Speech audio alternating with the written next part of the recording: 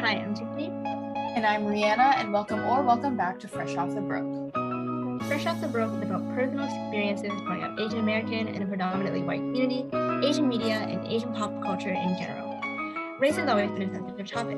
Every day there's a debate over race. With our podcast, we intend to shed light on the experiences of first-generation Asian immigrants, not put them on a pedestal.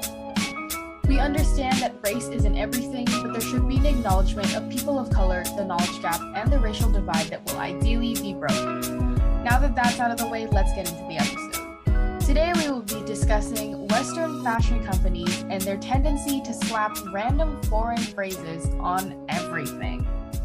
Yeah, and if this topic sounds a little familiar to you, you should know that a pretty long while back, we did an episode about people slapping random foreign phrases on their bodies through tattoos.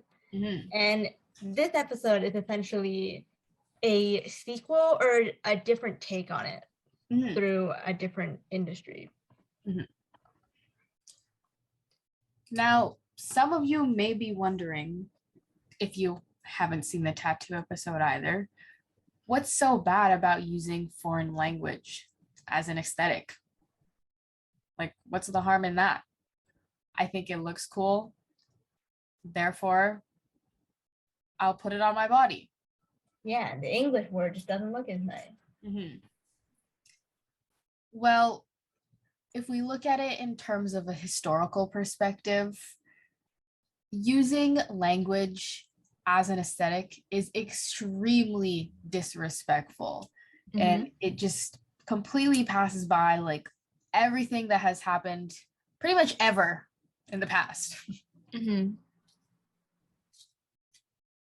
Just even looking at today or modern day issues, in our personal experience, we have been made fun of for our different languages. So why would it be okay for a white person or a Western person to use my language as an aesthetic or something cool whenever I use it, it's something that's ugly or something that's weird and freaky? Yeah, for sure. And this doesn't just apply to white people as well. I mean, if a person from a certain ethnic group that was prejudiced toward a different ethnic group, but then got a tattoo in their language because they thought it was pretty, it's still equally problematic. Mm-hmm.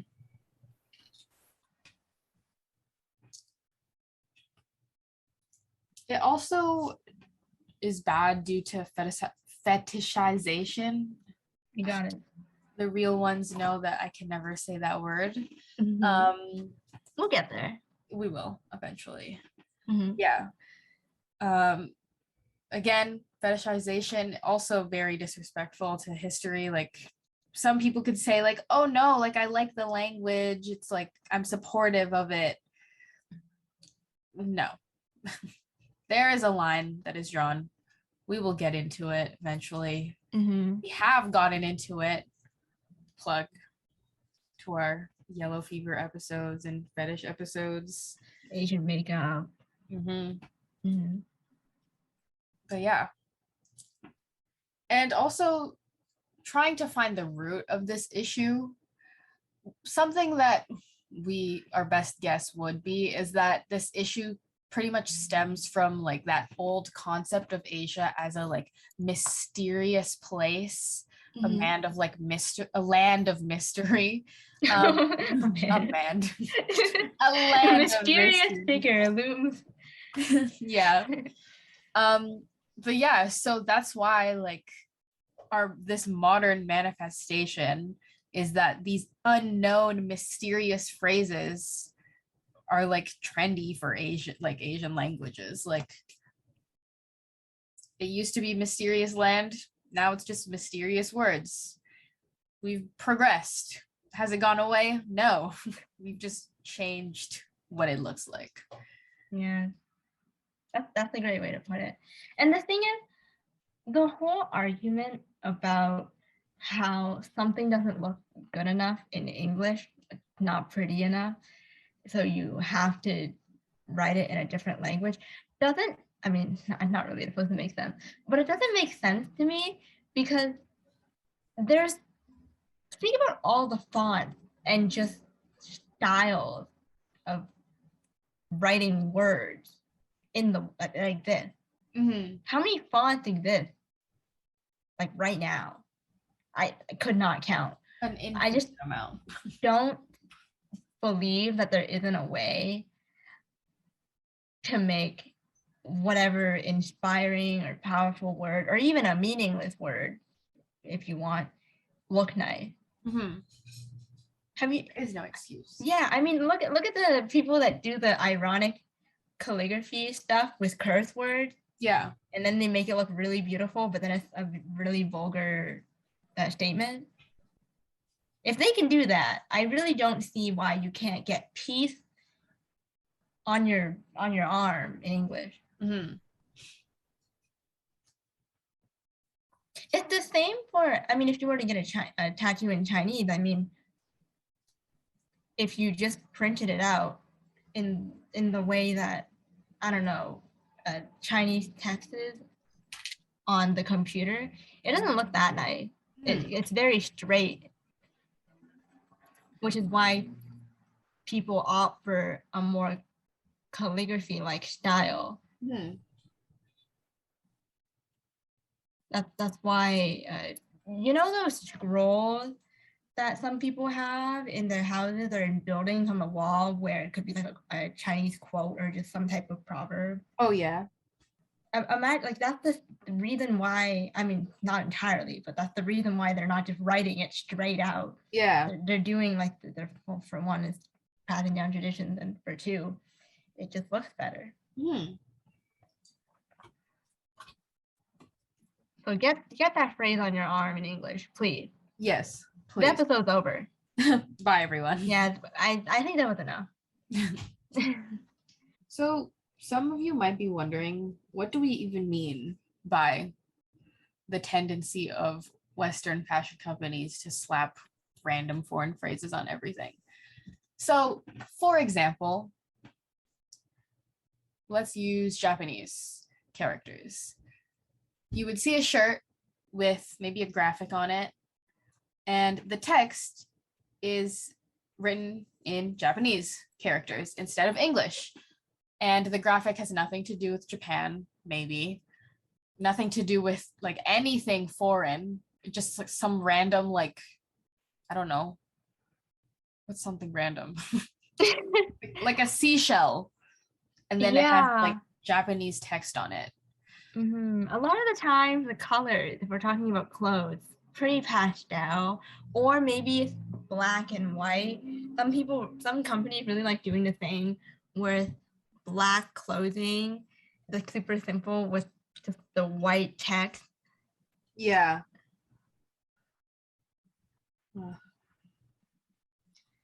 Yeah, and I mean, the stuff that I see sometimes in stores, they're just in the windows of stores, are so confusing. Oh, and also at school. Oh my gosh, I'm thinking about all the times I've seen people walking around in a shirt that said something in Chinese, and I just did a double take because I didn't really get it. I mean, I'm not supposed to get it. That's kind of the point. Or maybe I am. Sometimes it's not really anything bad. It just says P or some type of adjective. But then sometimes it just doesn't, I don't really know what they're trying to say. It's obviously Google translated. I mean, it's like that time I saw someone on the streetcar. I mentioned this in the tattoo episode. I saw someone in the streetcar, and on their arm they had, or maybe it was their back, they had some Chinese tattoo, and it didn't really make a whole lot of sense. It was something about making money, but the statement itself just didn't really work. I wasn't really sure what they were trying to say, but I kind of got the gist or the feeling of what they wanted. I remember I used to scare people. Like at school, I would ask them if they knew what their shirt said. I wouldn't say what it said or anything first. I'd just ask them. And then because I look not white and I am not white, they'll think, oh no, it must be something really embarrassing, and she knows. Which is kind of funny because what if I'm not even Chinese? Yeah. The power you hold, really. Yeah. They get scared to be like, oh no, what does it say? Is it bad? Do I have something bad on my shirt? Like, that's for you to find out, I guess. Yeah. Some harmless fun. But yeah, I mean, personally, I have seen like extreme increase in shirts like this, especially after COVID, because I guess like anime or just like K-pop and like K-drama, stuff like that, got super popular to the point where like the fast fashion stores that are like Canadian, so like Ardennes, they are starting to have like random anime shirts, which they just get some like random anime girl or like anime styled girl. It's not an actual character, it's just some like random thing that someone drew, and they'll put Japanese text on it. And it's like, this store has never ever done that ever. Yeah. And so why are we all of a sudden making fake, it looks like an anime t-shirt, but it's not. Like, it's not even a real character. Right. Yeah, So, I've seen that too in places that you wouldn't expect them to do that. People can easily say, oh, it's just for business. You have to follow the trend, blah, blah. Which, I mean, yeah, I guess you do, but you also don't. yeah. Like, especially in the case of Ardennes, I really dislike what they're doing, because it's like, it's getting popular because these shirts are selling as like merchandise. Yeah, exactly. So what are you doing selling a shirt that's not merchant? Like, it doesn't make any sense. I don't know why they're investing in that, but it just looks so goofy. Even Zara, like I saw a shirt at Zara recently. It was again just some like random like cartoon eyeball or something and like stars, and then it had a bunch of Japanese text on it, and it's like, what is this? Where did it come from? Why is this here? Just so confusing. Yeah. That's one thing that kind of upsets me, because brands in this way make themselves look worse. Mm-hmm. And yeah. No, we'll get into that, but yes, continue. Yeah, I was just saying, because there's certain brands like Zara, where they had kind of been known for a specific aesthetic that's more classy and kind of reminiscent of high fashion in a way. But then over the years, they've kind of just been adopting all these fast fashion trends. And so turning into an actual fashion podcast. And so when you see their stuff, it looks a lot more like fast fashion, and it makes their stuff look lower quality, which is unfortunate. And I'm not saying that I'm rooting for them in any way. They're not exactly I don't know what word to use in this moment, but they're not exactly an amazing company with amazing practices. That's for a different episode and a different podcast too. If you want to fresh off the fashion, sure, fresh. How would you fall? Fresh off the runway. Oh, I like that. Four. I'm cool with that. Fashion forward. Word. I don't know what I'm doing. Anyway, where were we just now? Oh, Zara and fast fashion, everything. And how it ruins brand images. Yeah, just makes it like so clear that you're only here for like the money grab in the short run. Yeah, for sure. Bad look. Mm-hmm. It just, I don't think you're really, I mean, you are making a little bit of money because there are people buying the clothes with the foreign phrases. Mhm. I just don't really know if it's worth the sacrifice. Yeah. Once you do it, it's like you definitely like reach a certain point. You've like hit rock bottom type thing. Maybe not rock bottom, but like you've hit some bottom. Yeah. I understand what you're trying to say. And then on the flip side, or the other half of this type of situation, there's been plenty of memes of this in the same way that we've talked about it on the tattoo episode. Mm-hmm. In Asia, and also just outside of the West, there are lots of companies that will put random English phrases or English sentences and quotes and things on clothes. And the thing is, I'm not necessarily here to say that it's okay or better than people slapping foreign phrases on clothes, but I would like to say that it comes from a different place. It does, completely.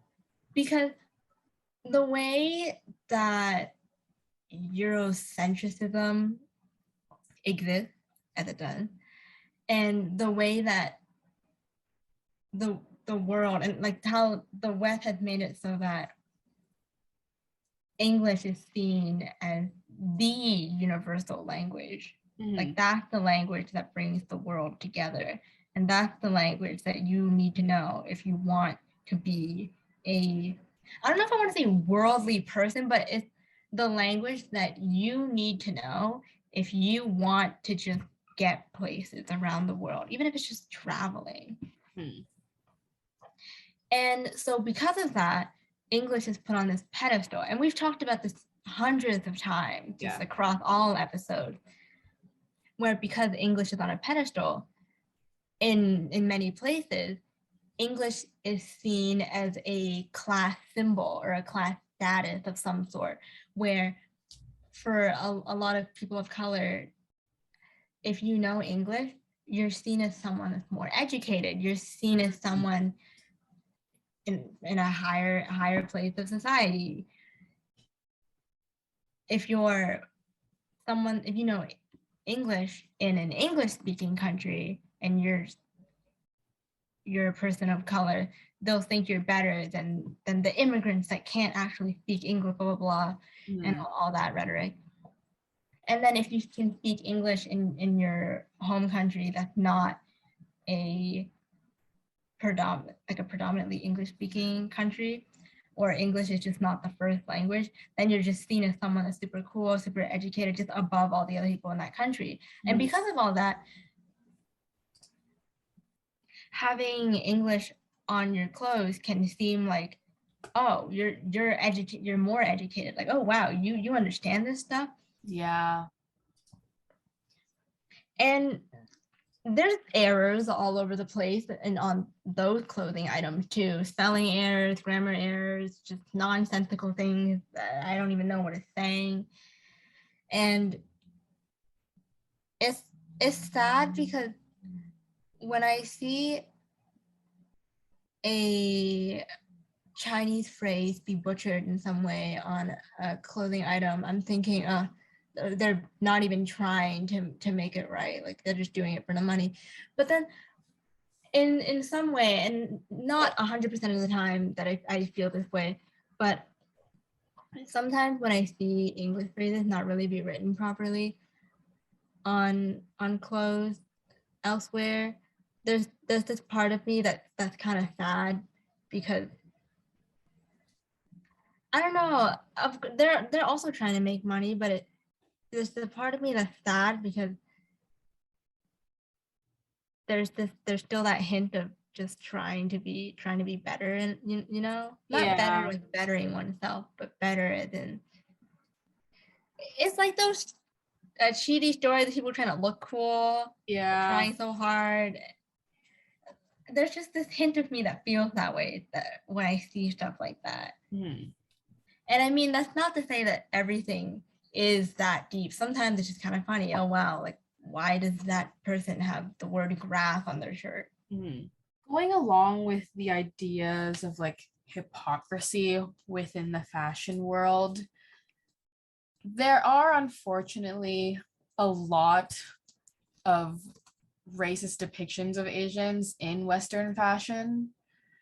Of course, the hypocrisy being that they want all of this, they want to use Asian language or just like an Asian aesthetic, quote unquote, to make sales, and yet they are incredibly racist. Incredibly. Yeah. As opposed to Just a little bit. can you imagine someone being told that they're a credible? You know how you have to look for credible sources? Yeah. Imagine being an uncredible racist. In some way, that sounds kind of sad. It does sound kind of sad.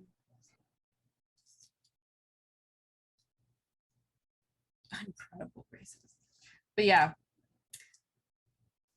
like everywhere in the Western world, there still is racism in Western fashion.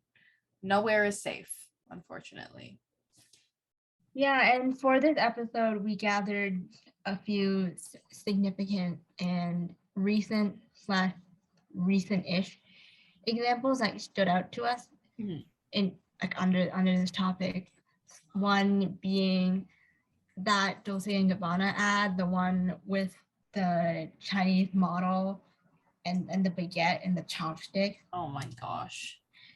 And then the time Lululemon had this bat fried rice sweater. Oh my gosh. And the thing with the bat fried rice thing is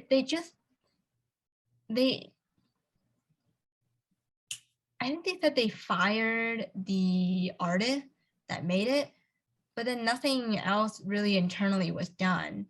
And it's interesting that they did that because just firing that person isn't the solution. I mean, yeah, think about the steps it took for that to go from drawing to racks on the store. Yeah, exactly. How many people approved of that? Yeah, it's not a one-person job. It's like a whole chain of people. Yeah. And the design for this, well, I'll talk about like the other ones in a little more detail as well. This bat fried rice thing, it didn't actually say bat fried rice, but what it was a white sweater with the typical takeout box kind of illustration, and then it had bat wings. And on the box it said no thank you in the wonton font, chop suey font that we had talked about before, the stereotypical Chinese font. Mm-hmm. And this had come out, this was basically during COVID racism. Yeah. Like that kind of earlier wave of COVID racism. Mm-hmm. We might have talked about this during the COVID racism episode. Mm-hmm. Yeah. Yeah. And then the Dolce & Gabbana ad, it was so odd. It just, I remember watching this, they had these little short videos to promote their Shanghai runway. Mm-hmm. And one of the videos was this Asian lady, and you can find it online. We have links and stuff as well if you want to use our link. And there's this woman, she's trying to do all these things with chopsticks, and there's this weird voiceover going on, and it's kind of patronizing her, and it's so like, oh, silly you. It doesn't say that, but it's basically like that, and it's so odd, making her seem like she's stupid. And then like a child. And then later on, the founders, they released a video apologizing, and they, I guess, express their love for China and then say sorry in Mandarin. Of course. Which is so... It's such a typical apology for like racism. Yeah. The last example that we have here is Abercrombie and Fitch. And this example we had talked about a little bit in a really old episode. And A&F, or Abercrombie and Fitch, they had carried these t-shirts, like it's an entire line of t-shirts of Asian caricatures with slanted eyes and the bamboo hat, or the like conical hat, and they had the typical wonton font on it, like eat in or walk out. You love long time, which if you did not know, that like we love you long time is a reference to me love you long time, which is a very problematic statement, because that was like a joke kind of, that was this huge joke when people were making fun of like Asian women, like talking about like Asian women that were like that were prostituting in red light district, like near military bases. Yeah. It was also featured in a movie. I cannot off the top of my head remember the name of the movie, but there was a movie. Wait, Me Love You Long Time movie. It came from, we're getting it. Can we get it quicker?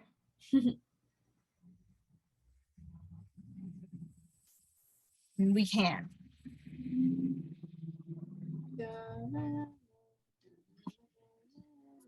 Okay. Oh, downloading. It's from Full Metal Jacket.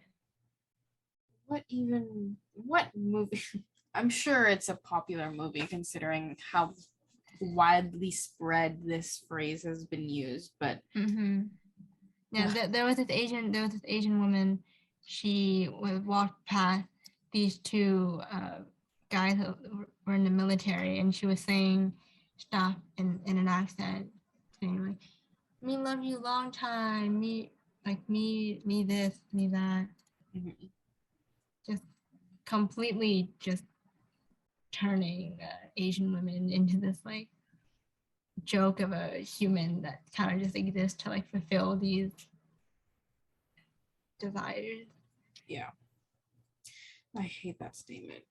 But yeah, I can't believe they had this entire line of it wasn't a singular shirt, which I'm not saying would be better in any way, but the fact that they had a whole line of this stuff.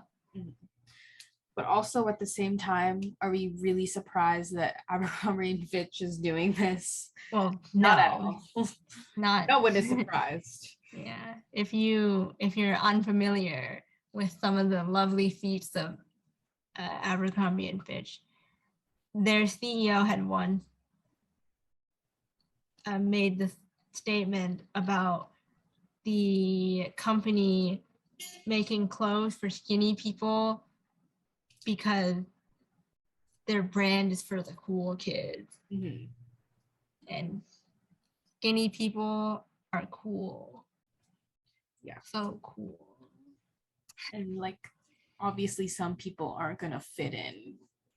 Yeah, they were saying some people don't belong, and they can't belong. Are we exclusionary? Absolutely. Yeah. Literally ridiculous. A statement. Yeah, and then they apologized and said, "Oh, we celebrate blah blah." No, you don't. It's like, wait, I'm losing money.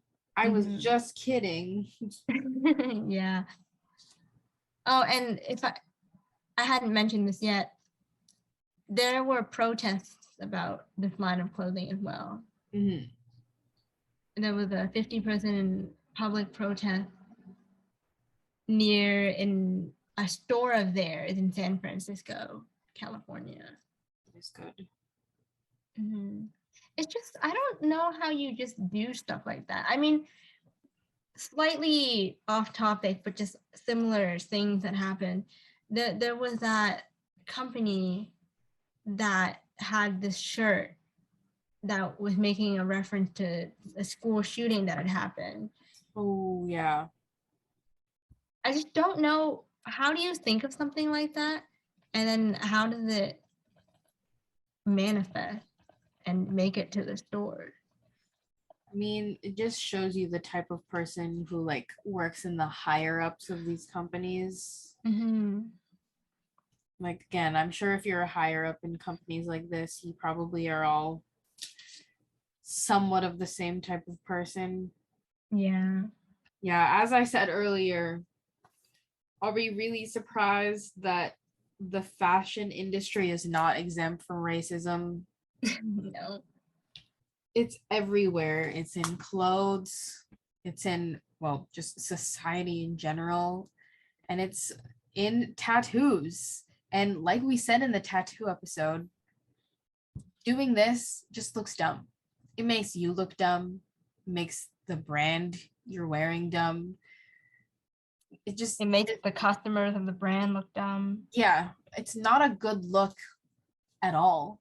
I know you think, or maybe not you listening out there personally, but Mm-hmm. some might think that, I'm just an aesthetic. It's not hurting nobody, but it actually does subconsciously hurt a lot of people. Yeah, and also it's just one of those things where, like, you don't have to do it, but just like don't. Yeah, exactly. Like you can make a conscious decision to not wear clothes like that. Like even though we are saying it's increasing, that doesn't mean that your only option is like a black shirt that has Asian text and a white shirt that has Asian text. Like it's not like that. Yeah. So, And the thing is, we're not trying to say that you or someone wearing a shirt with a random with a Chinese phrase on it is inherently just bad. Like, we're not trying to like criminalize people, of course, and just make them out to be evil people, right? Mhm. That's never our intention. It's just one of those things where, I mean, someone could be like, they don't look like they speak that language, but they do know the language, and so that's why they're wearing it. Mhm. And we're not trying to say that, oh, if you just see a white person wearing something Assume with the a worst. foreign phrase on it, just hate them. Like, no. Yeah, no. What are you gonna do? Go up to them, yell at them, beat them up, and then make them like take it off? Yeah. That's not gonna do anything positive. Mm-hmm. You're probably just gonna scare them in a really bad way, and then I don't know, maybe they might buy another shirt. Yeah, of course. We never are encouraging violence, or even just like, don't assume the worst in people, but just be aware of it. You know, of course, there's like context to everything, but there is an underlying history. So like, even if you're just seeing a piece of clothing on the rack at a store, you know why some people are upset with it. Yeah. It doesn't really hurt anyone to just not subscribe to that. It doesn't hurt me to not buy those clothes. It saves me money. Exactly. And just like how it saves me money, it could save you money. And maybe it did save you money. Maybe this episode made you save some money because you just realized that you don't want to buy that shirt that says forgiveness in Korean. Yeah. Saving. And you know what? That just means we accomplished our mission. Yeah. Bob. We did what we're here to we did what we're here to do. Yeah. Which is funny given that we're fresh off the broke. And you know what? Broke or rich, Hey, you could all use some responsible saving. Yeah. Yeah. I think our job here is done. Mm-hmm. Thanks for tuning in today, everyone. We hope you enjoyed it. We hope you learned something. Imagine, oh my goodness, imagine someone sat in on this episode. Not sat in on us recording, but they sat in on this episode and they were wearing a shirt. With a Yeah, red- that'd be and funny. then it's like bad timing. Yeah. And then they're just staring at their shirt, just thinking, man. And you know what? We have the solution for that. We actually have an announcement to make. Oh yeah, we do. Drum roll, please. We're coming out with t-shirts with random English phrases on them. Yeah. So make sure you have those. Link in bio. No, we're kidding. What? No, we're not. Oh yeah, sorry. We're all not. that talk about Bob fashion, we're coming. The t-shirts are coming. The fashion podcast is coming. Fresh off the runway. You thought we were joking about the whole fresh off the runway fashion forward thing? 4 is coming. Coming to you right now. Yes. We already got a delivery going. Mm-hmm. You should expect it tomorrow morning. Yeah. Mm-hmm. And if it's morning right now, that doesn't work. Well, check your door. Cut that out. No. What I just It's said. morning right now. Check your door. It's just morning wherever you are, no matter what. Yeah. We run on Bob time. That kind of works because time zones are 3 letters. Oh, that's interesting. Anyways, okay, that's enough. Like I said, we've done our job. And it's time for you to do your job. And leave us a comment. Let us know what you think about this whole situation or this topic in general. If you've seen the videos or items that we had mentioned today. I'm actually curious because I had never actually seen that A&F clothing line or the Lululemon fat fried rice sweater. I just saw coverage online, but I'm wondering if anyone saw it in store. Yeah. Let us know if you did. I'm interested in that. Yeah. And let us know if maybe this episode made you want to toss out a shirt or two. Yeah, some of your shirts. You don't necessarily have to toss it away. You could always just repurpose it in some way. Some people use old t-shirts as cloth. Yeah, recycle, guys. Please. Yeah. The planet needs it. The planet does. Please.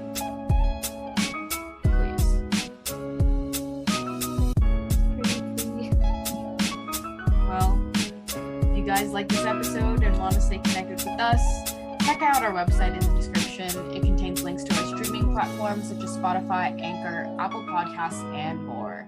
Follow us for more behind the scenes content, announcements, and other random things we decide to put on there. See you next time. Bye. Bye.